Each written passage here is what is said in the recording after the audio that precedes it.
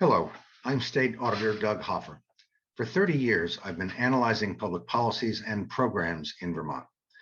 I'm a big believer in using performance measurement to inform citizens and policymakers in hopes of improving government.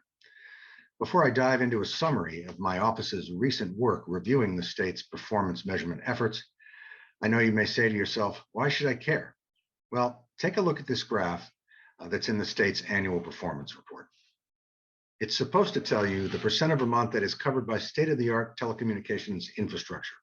But if you're like me, you're asking yourself, how could anyone say 93% of Vermont has state-of-the-art telecommunications infrastructure?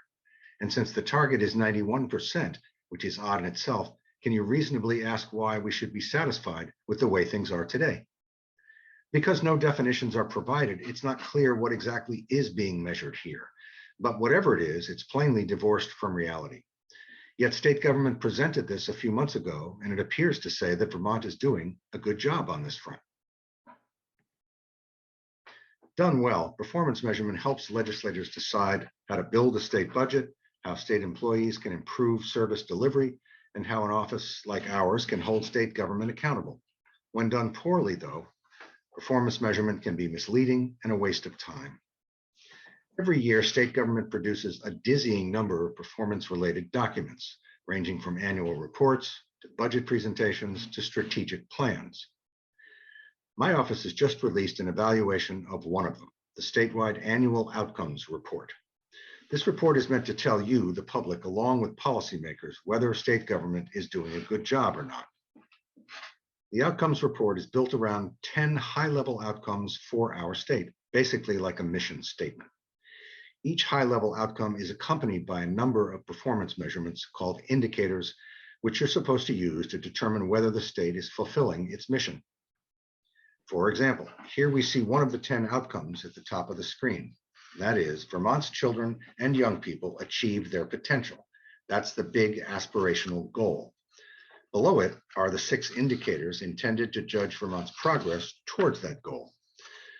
The report is in its 8th year, so we thought it was time to evaluate it to see whether it tells Vermonters what they need to know to hold government accountable. Let me highlight some key findings. First, we looked at whether the state actually has any control or influence over different performance indicators. After all, we're trying to determine how well state government is working. So we need to pick measures that tell us if state government is actually making a difference. We found that many of the indicators measured things outside the state's direct control. The unemployment rate is a good example. As shown here, the Annual Outcomes Report includes the unemployment rate as an indicator for the goal Vermont has a prosperous economy.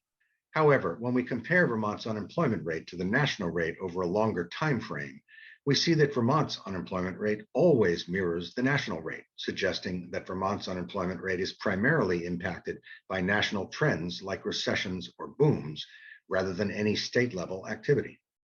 Put another way, it wouldn't be fair to criticize our Department of Labor or Agency of Commerce if unemployment ticks up, nor would it be fair to praise them if it dips. To be clear, the unemployment rate is important information. It's just not a good measure of state government performance. Second, the report includes very limited contextual or comparative data that would allow you to make an informed judgment about Vermont's performance. Take median household income, another indicator regarding prosperity. First off, the graph hasn't been adjusted for inflation, so it doesn't tell us whether Vermonters are really better off. In this case, it looks positive, showing 16% growth in just a few years. But if inflation grows faster than your income, a real worry at the moment, you're worse off. It also doesn't tell us anything about how Vermonters are doing compared to people in other states. Providing data from neighboring states, some of whom have very different public policies, would allow Vermonters to put things in context. For example, here we adjusted for inflation and added data from 3 New England states, Massachusetts, New Hampshire, and Maine. Looking at it this way, we see that from 2014 to 19, median incomes rose in all states, but inflation ate into most of the income gains, and the rate of growth was actually slowest in Vermont. In the end, the graph in the report doesn't tell us anything about how Vermont families are doing or whether state policies are working or not. Third, we found that few indicators were broken out into smaller groupings when it would be useful. Continuing with the median income example, the original graph didn't and couldn't tell us that the bottom 20% of Vermonters actually had their income go down. Disaggregating income from the bottom to the top of the income ladder demonstrates the striking difference in income growth among high and low income Vermonters. Finally, in several instances, the data wasn't presented in a straightforward way. Take the percent change in public transit ridership year over year. This is an important topic as it relates to our efforts to combat climate change. But looking at this graph, it's really hard to know how many riders there are or how many actual rides they took and what the actual change is year over year. Looking at this graph, does the number of rides go up from 2016 to 2018? It's impossible to tell. Or this measure, which is part of the suite of measures intended to tell us if Vermont is a safe place to live. You'd probably need to be a lawyer or a judge to know what to make of the rate of relief from abuse petitions granted per 1,000 people.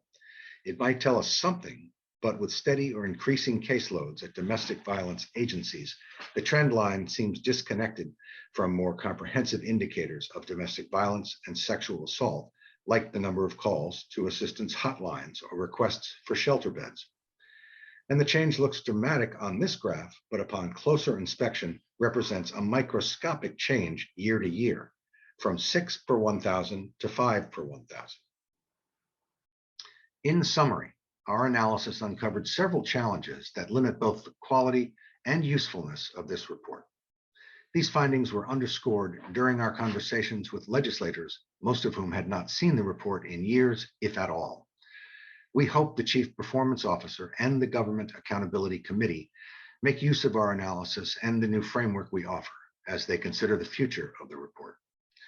Check out the full report on our website at auditor.vermont.gov. Thanks.